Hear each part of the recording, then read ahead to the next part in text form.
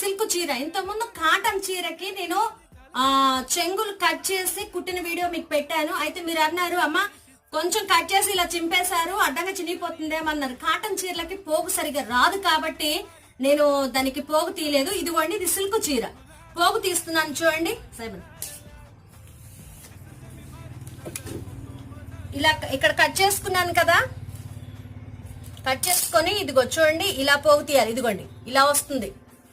పోగు తీయడం అంటే ఇది. ఇదిగోండి, ఇప్పుడు ఇక్కడ వరకు కట్ అయిపోయింది కదా. కట్ అయిపోయిన దాన్ని ఏం చేయాలంటే ఒక దారం మనకి క్లియర్ కనిపిస్తుంది కదా, అక్కడ లేకుండా ఉన్నది, దాన్ని ఇదిగో ఇలా కట్ చేసుకోవాలి.